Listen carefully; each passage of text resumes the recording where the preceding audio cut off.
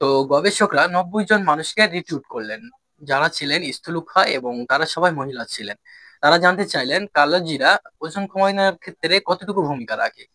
তো এই 90 জনকে দুইটা গ্রুপে ভাগ করা হলো এবং দুইটা গ্রুপের দুই গ্রুপে ক্যালোরি রেস্টের একটা ডায়েট দেওয়া হলো। আর একটা গ্রুপে প্রত্যেক দিন 3 গ্রাম করে কালো জিরার তেল দেওয়া হলো। মানে সকালে, দুপুরে এবং রাতে খাবারের সাথে কিছু খাওয়ানো হলো না, ধরেন অন্য খাবার খাওয়ানো হলো। তো এটার কারণ কি, আমরা দেখতে চাই যে যেই গ্রুপে কালো জিরার তেল খাওয়ানো হচ্ছে ওদের ওজন কি বেশি কমে কিনা তাদের তুলনায় যাদেরকে কালো জিরার তেল দেওয়া হয়নি।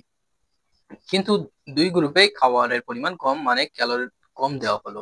তো এরকম চললো 8 সপ্তাহ। তো 8 সপ্তাহ পরে দেখা গেল যেই গ্রুপটাকে কালো জিরার তেল খাওয়ানো হয়নি তাদের ওজন কমেছে প্রায় 3.5%। আর যাদেরকে কালো জিরার তেল খাওয়ানো হয়েছিল তাদের ওজন কমেছে প্রায় 6%, প্রায় দ্বিগুণের কাছাকাছি।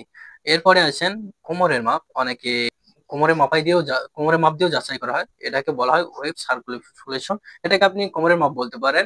তো যেই গ্রুপে কালো জিরার তেল দেওয়া হলো না তাদের কোমরের মাপ কমেছে হচ্ছে 3.5%। একইভাবে যাদেরকে কালো জিরার তেল খাওয়ানো হয়েছিল তাদের কোমরের মাপ কমেছে 7%। তো এই গেল ওজনের ব্যাপার। এরপরে আসেন আরেকটা গুরুত্বপূর্ণ ব্যাপার, সেটা অনেক সময় দেখা যায় আমরা যে শুনে থাকি যে রক্তে কোলেস্টেরল বেড়ে গেছে বা রক্তে লো ডেনসিটি বেড়ে গেছে। তো এগুলো হচ্ছে রক্তের চর্বি। তো এইখানে দেখা গেল যেই গ্রুপকে কালো জিরার তেল দেওয়া হয়নি সেই গ্রুপে ট্রাইগ্লিসারাইড, মানে এটা একটা রক্তের চর্বি, ট্রাইগ্লিসারাইড কমেছে হচ্ছে মাত্র 1%, 4%, মানে বলতে পারেন 1.5% করে। আর যেই গ্রুপে কালো জিরার তেল খাওয়ানো হয়েছিল সেই গ্রুপে 14%, 14% ট্রাইগ্লিসারাইড কমে গেল। তো তুলনা করলে বিশাল অ্যামাউন্ট। তো এরপরে আছেন, এটাকে বলা হয় যেই গ্রুপে কালো জিরা খাওয়ানো হয়নি সেই গ্রুপে এটা কমেছে হয়েছে 7%, আর যেই গ্রুপে কালো জিরা খাওয়ানো হয়েছিল 14%। এবার আছেন কালো জিরার সাথে প্রজনন ক্ষমতার কি সম্পর্ক। এই এই ব্যাপারে আমি দুইটা গবেষণা কথা বলবো, একটা হচ্ছে মানুষের পরে করা হয় আর একটা হচ্ছে ইঁদুরের পরে।